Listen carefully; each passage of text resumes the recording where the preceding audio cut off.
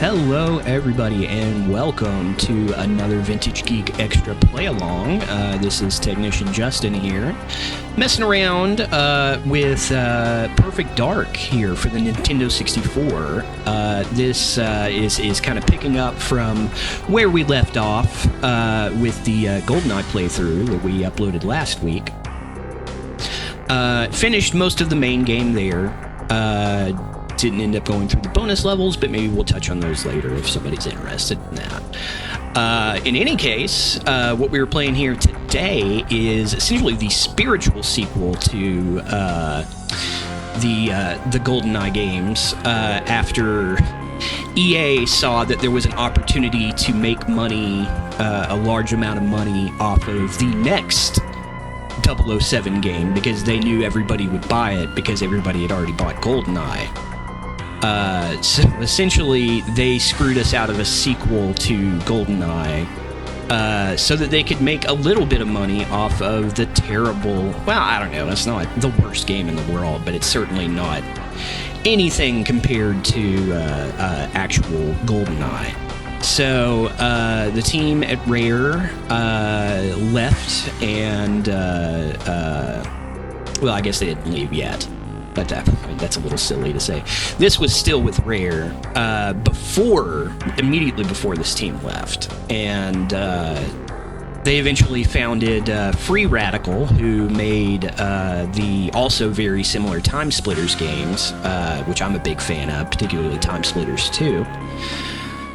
But before that, I don't know why I launched into that whole explanation, but basically, Perfect Dark was their attempt to create, to take the GoldenEye formula and apply it to a new IP, or a new idea for a game. So we're going to take a look here at Perfect Dark.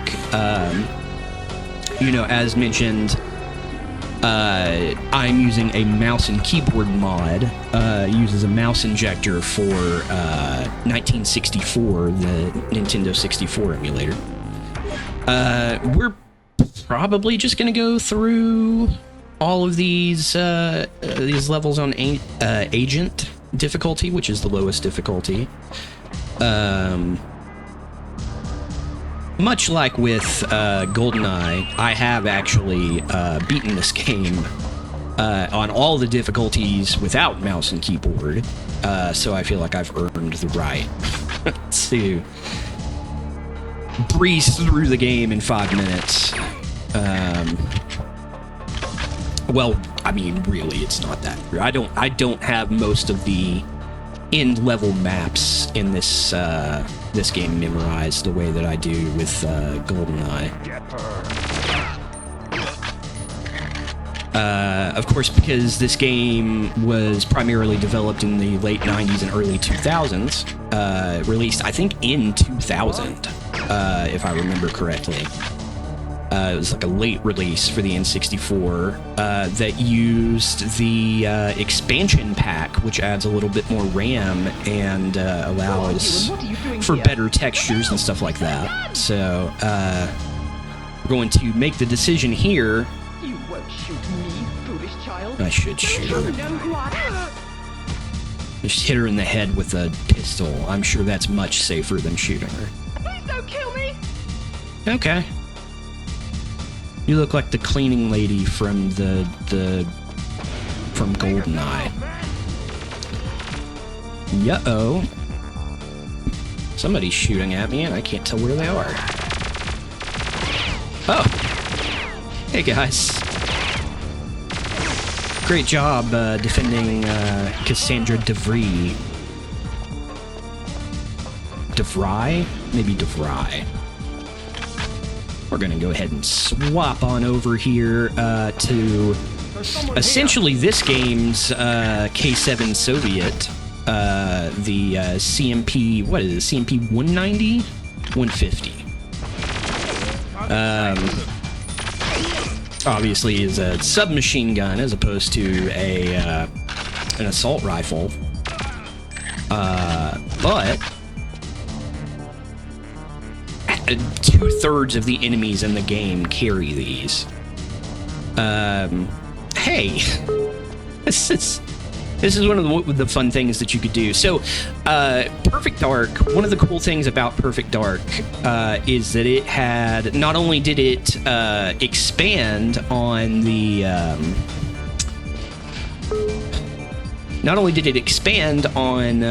the competitive multiplayer that was a part of Goldeneye's massive success, a large part of it.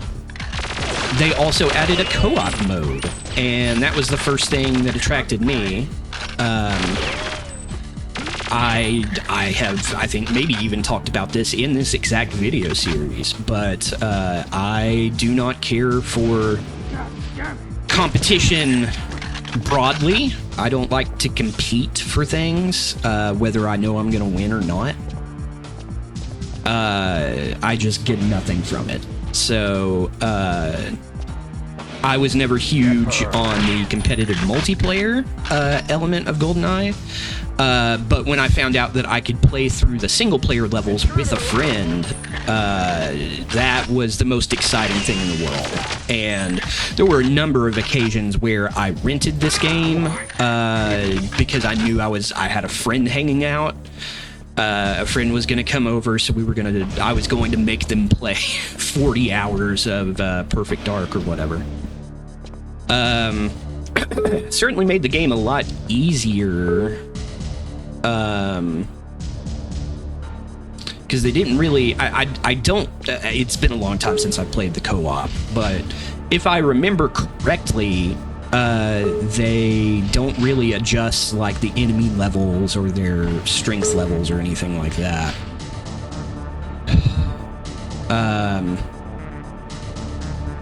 But these elevators, you could literally sit and fight with a friend over who the elevator was going to, and it could get surprisingly heated. As you fought for supremacy. Elevator supremacy, which I think most people typically gain elevator supremacy by just farting in the elevator. But you know,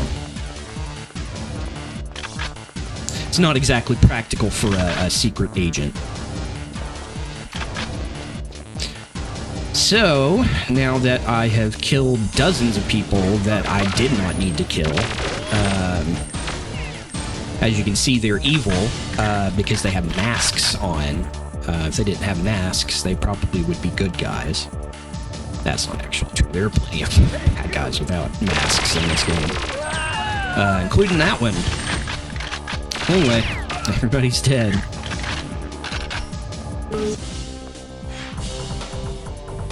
Completed.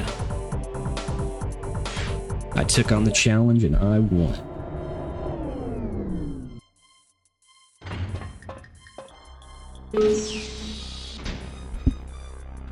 Huh? Huh? Some kind of elevator? What's that do? What? I better spend the next 20 minutes thinking about how this elevator came and opened on its own. Alright, now, for some reason, in this mission, Joanna Dark, our main character, chooses to take her silencer off her pistol for no real reason.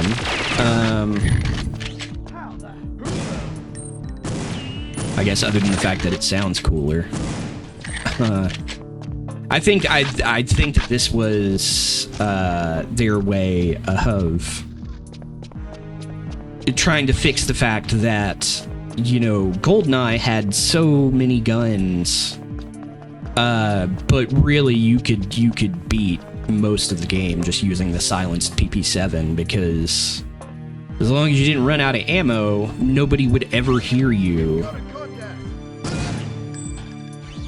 And as a result, you could basically go through the game just unimpeded in many cases. Hey, there's our little Roomba friend.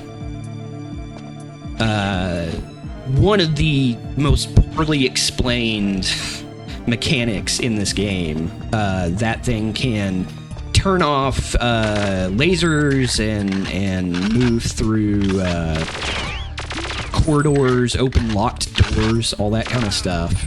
But you have to sit and wait for it.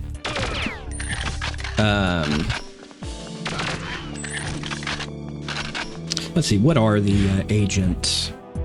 Holograph the radioactive isotope and locate Dr. Carroll. Okay, so this is another just run through and kill everybody level. Now we'll move on to Sector 2. Target sighted. I love that's the only guy that has that accent. You can go to Chicago and find people who will talk like that because there's a Chicago level coming up. Hey, yo, welcome to Chicago. The Mets, baby, love the Mets.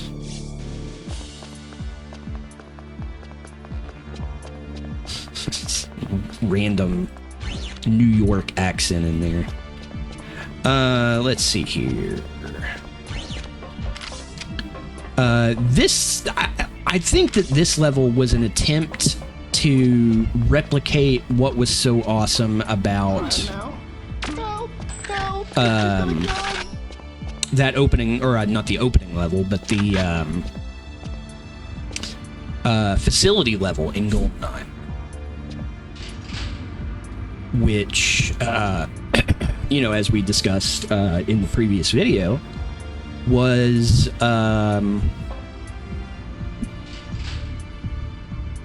just an amazing introduction to the elements of this game other than just shooting people. Also, one of the very few games that I can think of that has these kind of stealth elements and yet also allows you to just play through the game just blasting people if you want to. You can do that in in Hitman as well, but in Hitman, the fun of the game is actually sneaking around.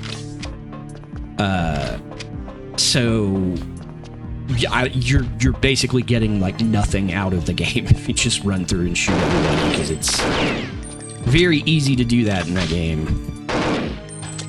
I was never good at Hitman. I'm sure that there are people out there that could just whiz through that game and have a good time just shooting everybody.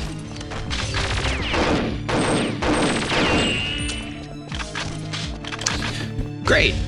That's our robot friend there leaving. We need him to open up these lasers.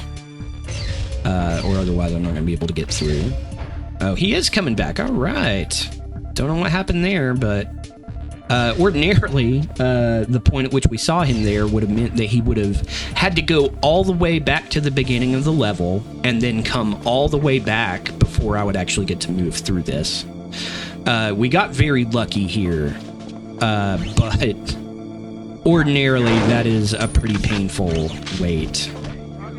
I mean, I don't know, it's not that bad. It's like a minute, but standing still for a minute in a video game feels like 1,000 eternities happening all at once.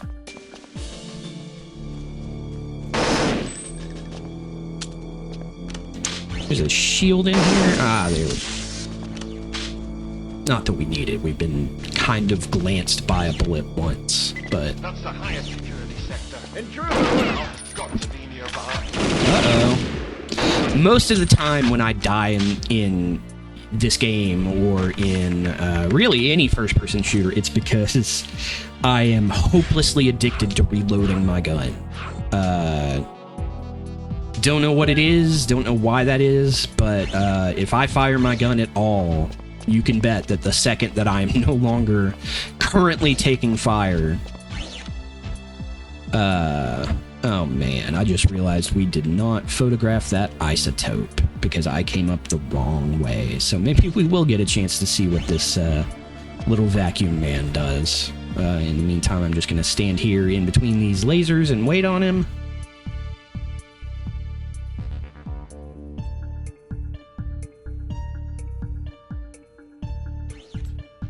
because he does not go as far as unlocking the locked door in that area. That you have to use an item for. This game did a lot better with the items and like the spy equipment and stuff like that.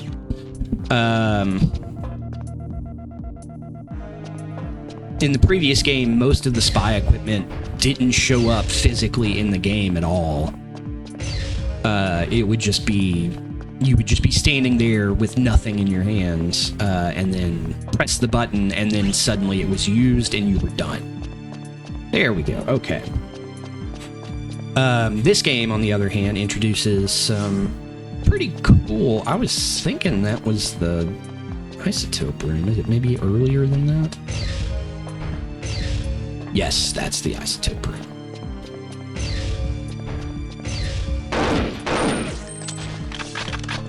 Really? So when you play this game on with mouse and keyboard, the game was not designed for you to have that level of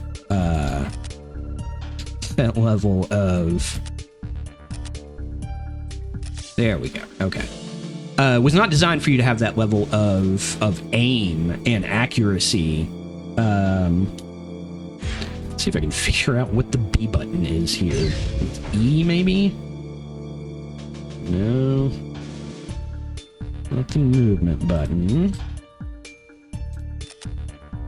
Okay, it's not that. Although I can look up and down with that. R, A. It's not going to be WASD, I guess. There we go, Q. So yeah, in this game, the items that you use are very are pretty much all made actual physical objects, and it really adds a lot to the game's, like, I guess I would say, sense of realism. Maybe not the perfect description for that. Okay, yeah, so here he is, all the way over there. Now we gotta wait for him to come back, and then we'll be able to move up by one laser area, and then we'll have to wait for him to go all the way back to the beginning of the level, and then all the way back here. Unless there's a way to get him to turn around, which I never figured out. But wouldn't surprise me if it was possible and I'm just an idiot.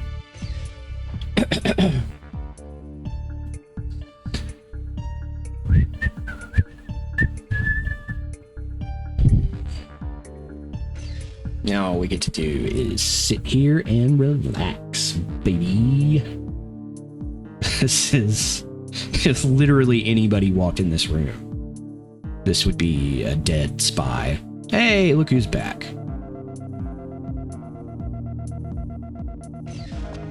Yeah, that was not a bad wait at all. It does seem like he's like maybe not following the same route that I'm thinking of, so maybe that's from a higher difficulty level or something like that. Yeah. All right. So now we get to continue. And as I was talking about physical items that you actually get to see, this actually makes for a pretty fun little thing here later in the game. A couple of times you have to use this data thief thing to or data analyzer or whatever. You have to use it to get into some stuff and to hack some stuff, so you have to like survive while also not breaking that connection. There's someone here. Come here. Okay, need to not reload my gun until I'm sure. Alright, that's everybody. You get the first example of the dragon in this game, which is the other, maybe more accurate competitor to the KF-7 Soviet from the previous game. Later in the game, you start to see a lot of soldiers that have that. So, all right, objective 2 completed, and now we get to leave. So now we gotta extract from Data Die. Let's see, did we get... Yeah. So, because I picked up night vision goggles in the previous level, we get to use those night vision goggles here. And it's very useful, because usually your enemies can't see you. But you can see them. Dr. Carroll here, as you can see, is a horrifying robot face of some sort. Who's on a laptop and just kind of floats around behind you. There we go. One of these days. So, they released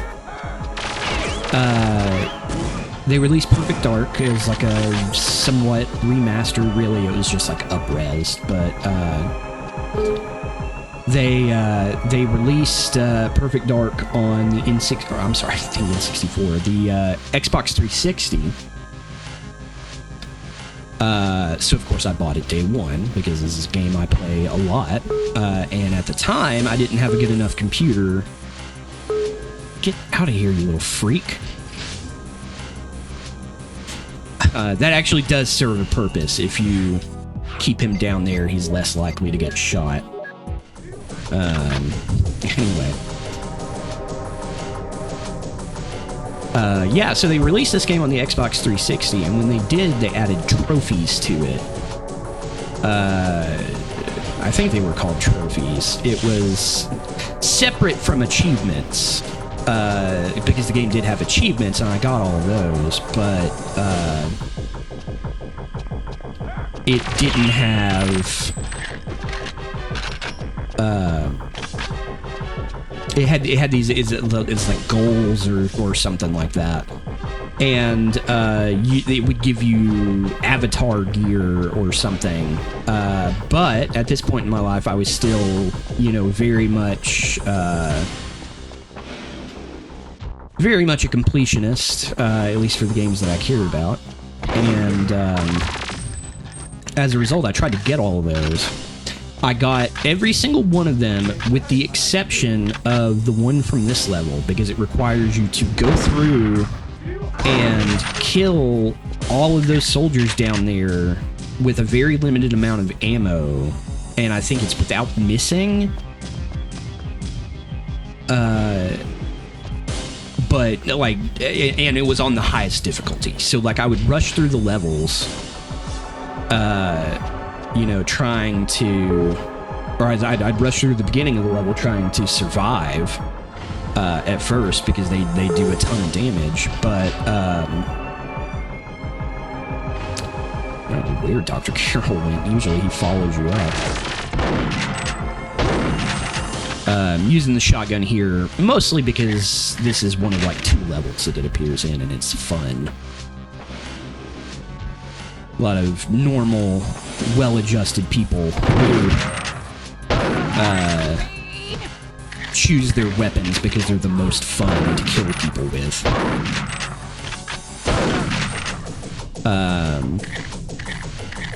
Shotguns are the coolest guns, right? At least in video games. Like, I mean, I don't, whatever.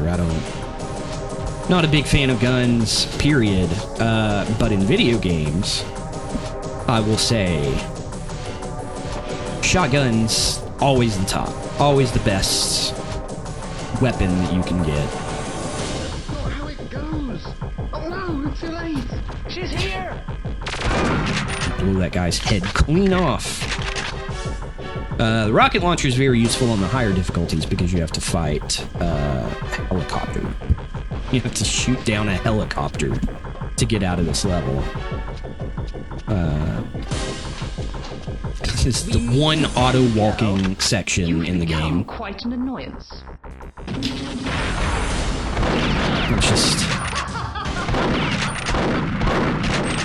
I can't leave any bodyguard standing. Yes, we're gonna have to put the night vision goggles on. I was hoping I'd be able to kill him without having to do that. There we go. Alrighty. We'll just turn that right off. Oh. No, we won't. That was stupid. Did not even check. I thought that was the last one. Hey, how's it going? There we go. Okay, now we're done for real. And we'll pop that off before it goes blind. Another thing about this game that is somewhat irritating is it tried to emulate, you know, the effect of getting hit and how it being punched in the face or drugged or whatever can make it difficult to see, difficult to kind of perceive your surroundings. Got to be quick, or they'll kill the negotiator. Whoop! There we go. The negotiator is the same woman that was working as a secretary for Cassandra, I think. That's some really bad luck in her career here, ending up in 2 of these hostage situations.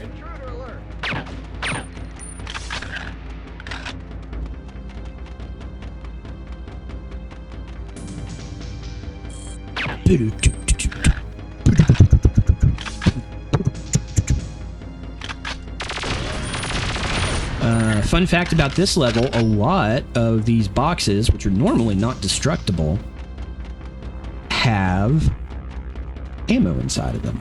Not that you're going to run out of ammo in this level on Agent. But it's very helpful when you get into some of the later difficulties. Perfect Agent mode. Really treasure any ammo that you can get your hands on. So knowing these sorts of tricks is very useful.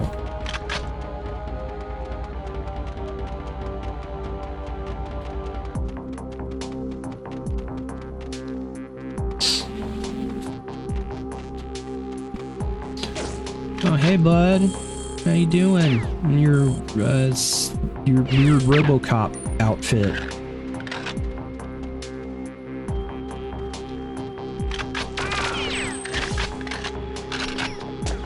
Oh, what's good, RoboPimp?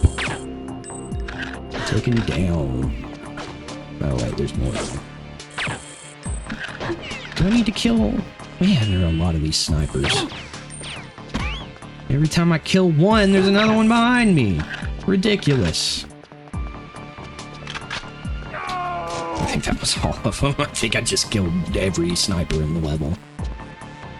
Pick up the shield, not that we need it, and there's another shield later on, so, yeah. Let me get back at these dudes for shooting me 6 times with a high-powered sniper rifle. I lived, bitch.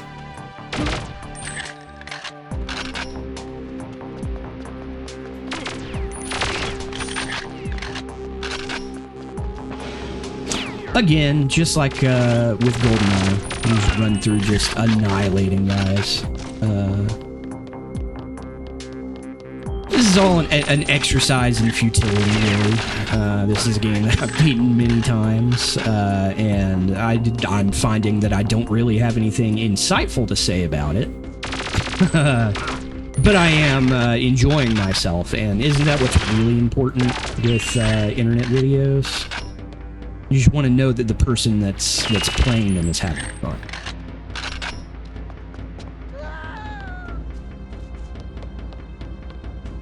Just kidding. So, let's see here. Activate the wind generator and find Carrington. So the trick to this level is just keep going downstairs in every possible situation until there are no more stairs to go down. And then you're on the correct level. This is another really tense level on Perfect Agent. I may have to go back and do a Perfect Agent playthrough that may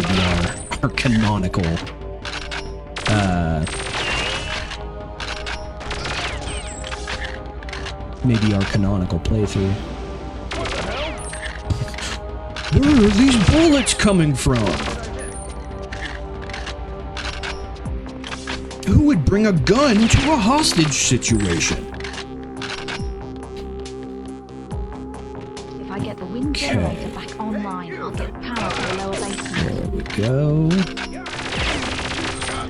Kill that guy with the ponytail who looks like he's a movie producer for low-budget movies or something. So let's see. I have to restore power to it, which means following this extremely blatant power cable in here. They did not route that through well. But thankfully, it's very helpful for us as players because it leads us directly to the thing that we need to do. Run back here, and the wind generator is on. There we go. Now we just have to go and find Daniel Carrington, who I think was based on Sean Connery. Must be holding Daniel. Certainly is Scottish at the very least. You can piss him off real bad by destroying his entire collection of valuable wines and whiskeys. If you destroy every single one of them, he tells you, at your age, Joanna. Which, you know, you would think if he had a direct line to Joanna and could talk to her the entire time, this probably wouldn't have happened. June brand wine and whiskey. I mean, I got ammo to spare. Hey, what's up, bud? One of my favorite things in video games, anytime that I get to do it, is just making a huge, gigantic mess and destroying everything that's behind me for no real reason other than to be a jerk. Let's see, so he's behind a locked door, and I think maybe you have to, maybe these guys, one of these guys drops the key? What did that say? Picked up a door key, there we go. Door key.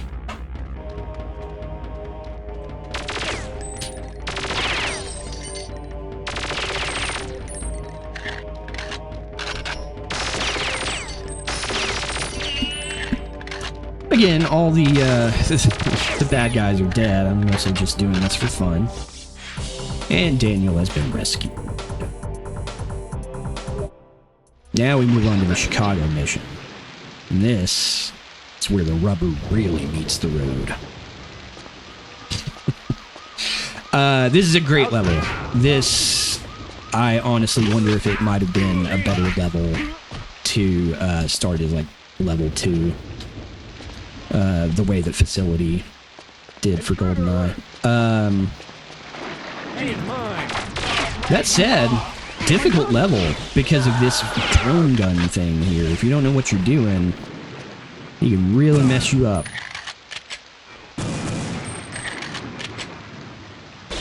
But then I guess that's true of most things in this game.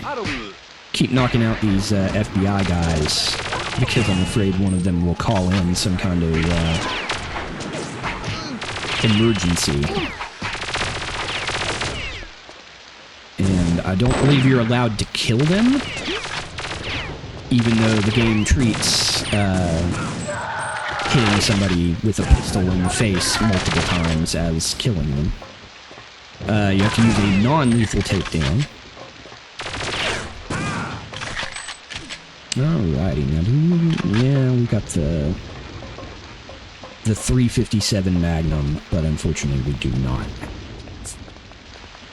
much ammunition for it. So let's see here. So this game, see, like this level gives you a variety of ways that you can programmer. Oh, that's right. You got to go find it. So yeah, it gives you multiple routes through the level. You can just like blaze through and just hope, like run and then hope you don't die. But you can also sneak around through these sewer vents, storm drains, I guess. Whatever these things are. But when you get through there, you find all kinds of different stuff. These little nooks and crannies. Most notably, if I can remember which one it's in, that's the one I just came out of. That's the one I just went through. Oh, it's down here.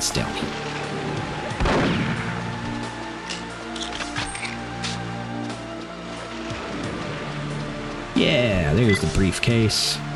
It's got a mine and a reprogrammer in it, so we're gonna take that reprogrammer. Shoot this guy dead. Alright. Cold-blooded. Alright, let's take that reprogrammer out. We will reprogram this hover cab. Run the Bobby Wheeler protocol.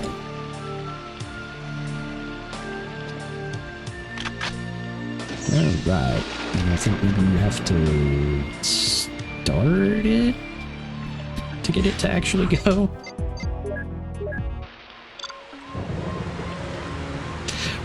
All bragging aside, many people have this game better memorized than I do.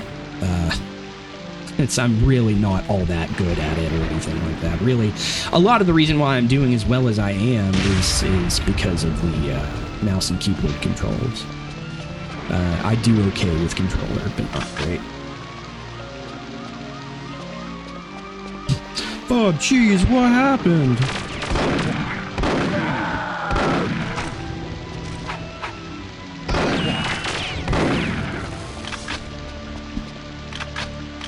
Let's see, what were my objectives? Okay, now we have the way in. And smartly, Joanna is going to dump all of her weapons that she just picked up in the trash and take her shield off so that she can go into this car park. Holograph meeting conspirators, retrieve Dr. Carroll, and exit building. This is also a really fun level. Really, it's mostly bangers up until you get to the, like, alien ships and stuff. Those are mind-numbingly confusing to get through in a lot of cases, so I'm not a huge fan of those. I'd imagine they're probably better for somebody who knows, who, like, can memorize these abstract maps. Keep that guy from turning on the alarm. As we saw in my Goldeneye replay, that can be disastrous. There are two guys in here, but they don't actually appear in here until... Whoa.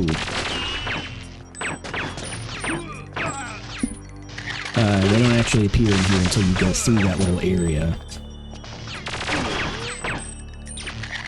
Bronk. There we go. How many more people? I don't remember there being 5 dudes in here.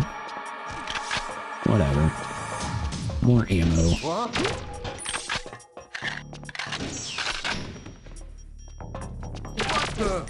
What the? Video clips in this game, pretty impressive, honestly, for the time. You know, this is, of course, after Star Fox 64, which was, like, fully voice acted. That was pretty crazy. But, didn't quite make it into Goldeneye. That must be the meeting room up ahead. Time to use the cam spy. But I don't want you to call the police, so I'm gonna shoot you in the head, I'm gonna shoot you in the gut. I guess. That's where I shot him. Let's pop out that cam spy.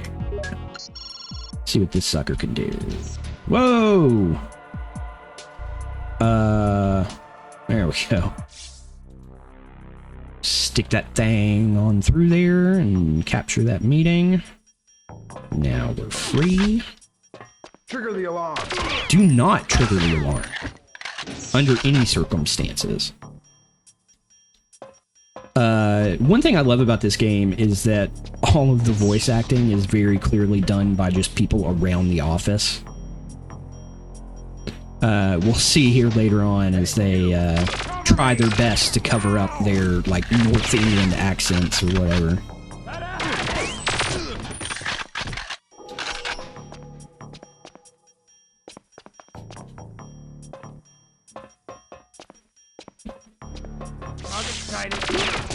Sight this.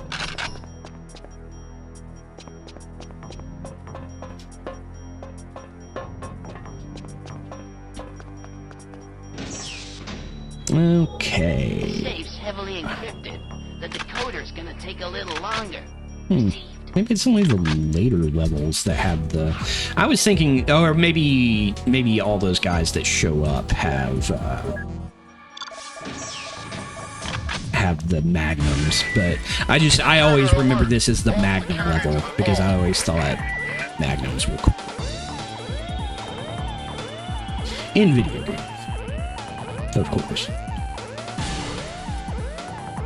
Just hang out here for a little bit. I love any gun that is super accurate and super powerful. When I play games like Unreal Tournament, for example, it'll end up being just like a lot of sniper kills. A friend of mine, we used to load up the Facing Worlds level in Unreal Tournament, the original, and would set the limit, the capture the flag limit, super duper high, like to like 30 or 40, and then just sit there and just murder people with sniper rifles. It's always fun in Unreal, especially because it's got that Headshot. Double kill. Monster kill. destroy their BAFTA there that they won.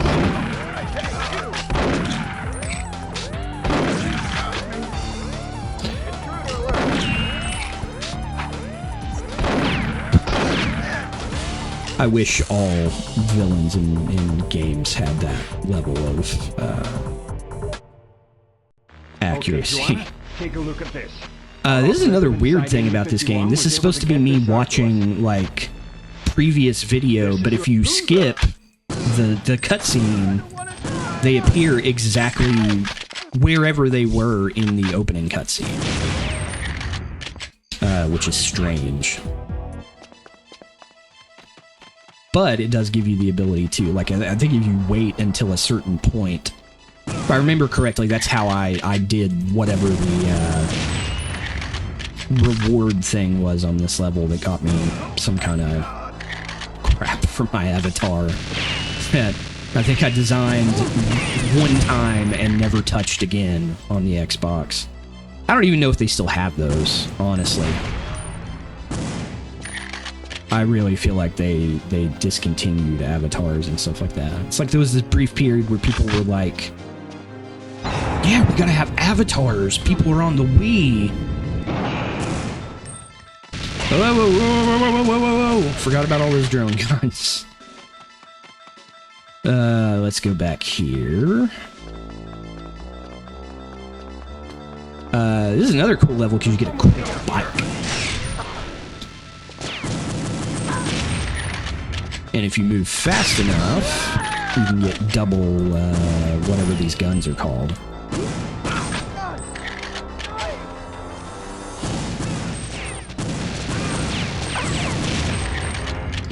Okay, there we go.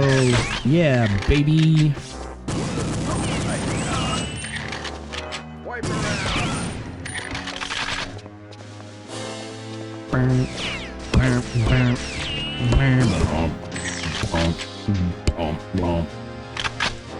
Okay, MagSec 4, the least accurate gun ever made. I think that's the bike. The bike looks exactly like these interceptor drones, so I can never tell the two apart. Shut down the air intercept radar. So we'll do that. And chuck these explosives up there. Eventually. No, wait, no, not the explosives. How do you do this? I was thinking there was like a jammer or something that you had to shoot up there. Or throw up there. Did I miss something?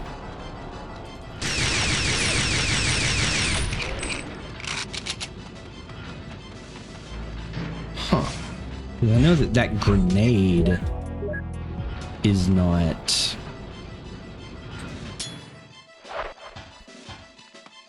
Now I'm confused.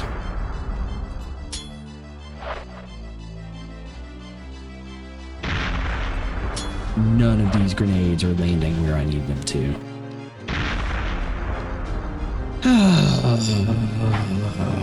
Okay. So either I have forgotten something, or we are not going to be able to make it through that section. Blast these dudes. Try and drive my bike through this hole in the fence.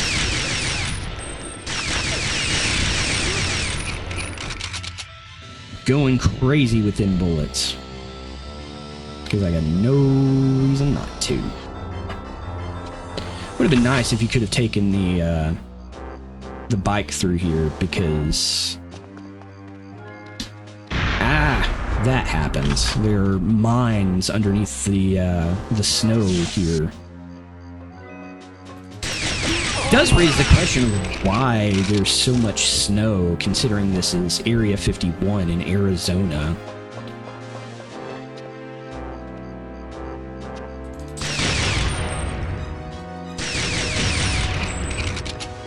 Unless this is supposed to be like some kind of white sand desert in the middle of Arizona. Which, I mean, hey, who knows what the government's creating here?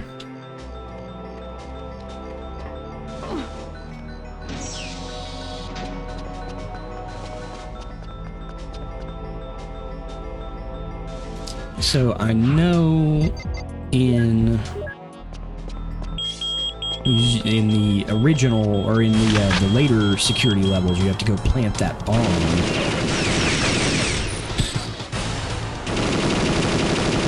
Shoot up that guy's groin.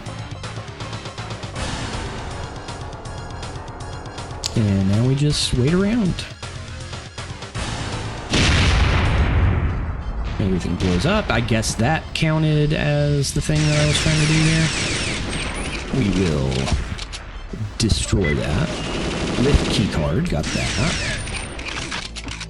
And I think there's a button somewhere that will open that gate. Which would be nice, because I don't want to get blown up by any more...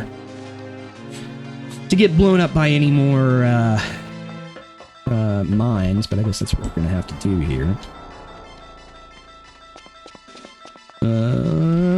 There we go. Made it through. I'm gonna hop up here, pop this sucker open, and zip zoom out of here on our sweet bike. Our sweet bike with the lack of physics applied to it. No friction whatsoever.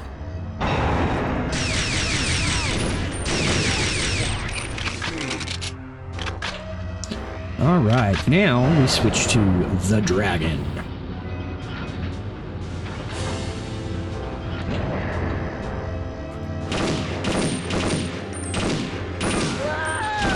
I feel like not enough games, like, when they show small independent organizations taking on the government TM, they will very rarely show somebody just outright assaulting their security.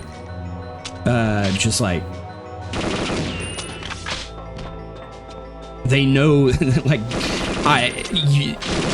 Joanna has to know that, I mean, this is Area 51, there are going to be a ton of armed people here shooting at her. Careful with that trigger finger, Agent Dog. You're closing in on my position. That's a good example of somebody trying to hide their accent. Careful with that trigger finger, Agent Dark. It sounds like that voice that Benedict Cumberbatch uses as Doctor Strange. Hello, my name is Dr. Stephen Strange. Where they like way overpronounce every syllable. Because that's what they think Americans sound like, I guess. He ends up sounding like Jesse Ventura. I have all of these decisions that I needed to make. As governor of Minnesota. Really just a hair's breadth apart. Which of course raises the question if Jesse Ventura was secretly English. So I'm not totally clear why I went down there and killed all those people. I was thinking that was the way out. What else? What have I not done? Access, make contact with the CI spot. Well, I have killed a lot of people. Did I kill Jonathan? Let's see here. It would not appear that I did. Just ride my bike up the stairs here. I guess he's down there somewhere. Don't you hate it when people ride their bikes in the elevator? Nah, it's not that annoying when people do. I'm joking. Let's see here. Okay, so everybody's dead. Just drive over all of these dead bodies with my hover bike. Let's see. Ah, there we go. That's our way. And boom. Agent Dart, over here. Oh no, my bike disappeared. Another thing about Perfect Dark is that it is a lot longer than Goldeneye was, or at least it feels like it to me. The levels are a lot larger, for one thing. They take longer to complete, and I think that there are just straight up more of them. Just killed Rocky Aoki there, founder of Benihana.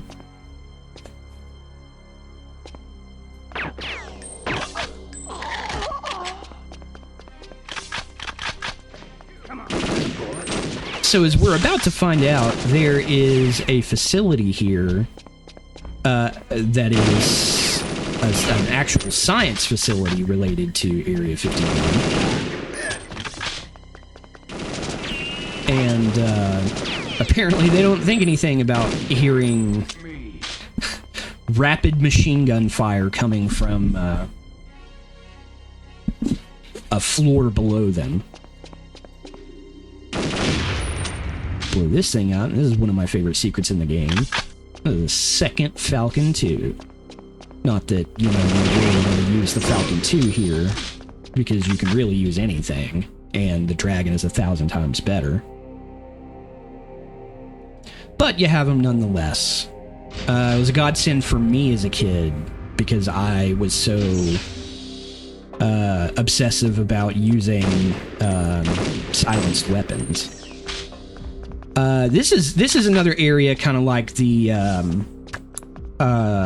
what was that thing called? The like weird archive. It's not archive. Where am I getting archive?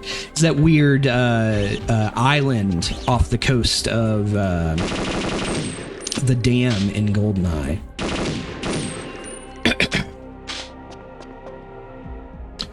Here's the thing I like to do. If we can ever call the elevator. Everybody! This feels like some actual action movie shit. Uh-oh. Setting a bomb to blow yourself up. That's, you know, what Schwarzenegger would do. That screwed that up. Oh well. Not like it matters. Nothing matters. That's not true. Things matter. Don't know why I'm booming these things up.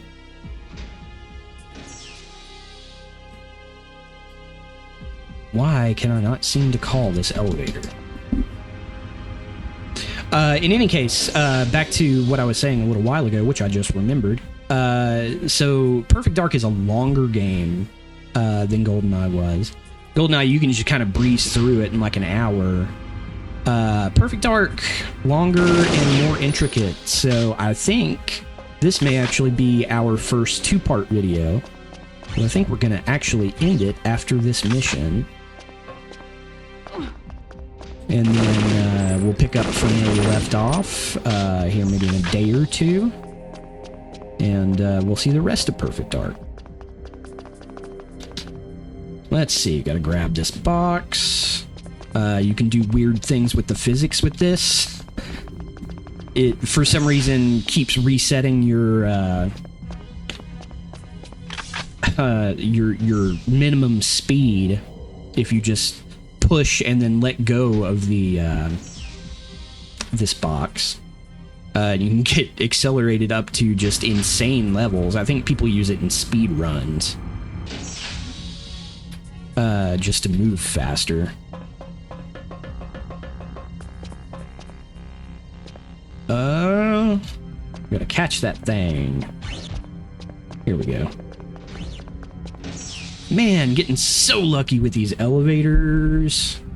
Almost always where they need to be. They take so long to open and to move and all that kind of stuff. At least for a impatient ADHD lunatic like me. And we'll gently walk up and place that there.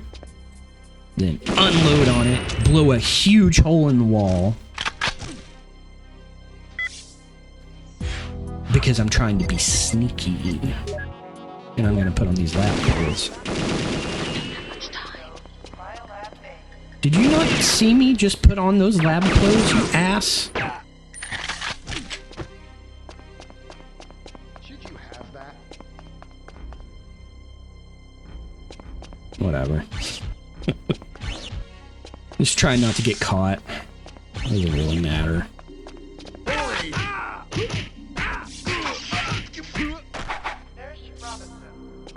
No reason to do that at all. I think I'm just trying to get through here. Yeah. Rescue the... Okay. All those other rooms you have to use in the later difficulties, but not this one. Let's see. Locked, locked, locked.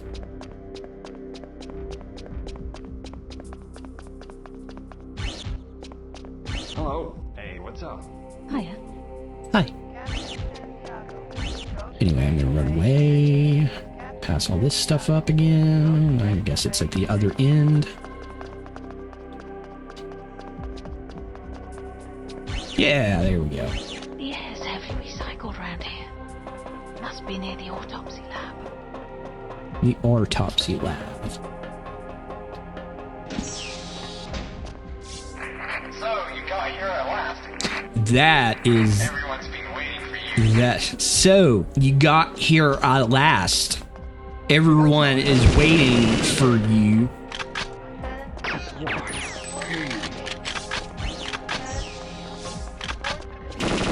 Oh wait, that was a scientist. Whoops. Open fire! Alrighty, we walked into the lab. Now we're being attacked by... Me.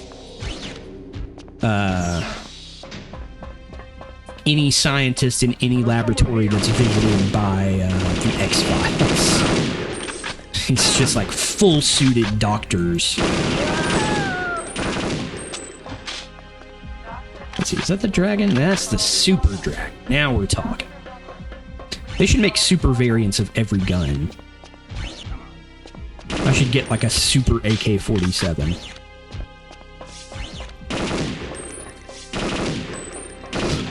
Know why that guy grabbed his butt when I shot him in the back. As people do weird things. Rocky Aoki again. It's like the sinister, just men in white lab coats. There he is, Joe.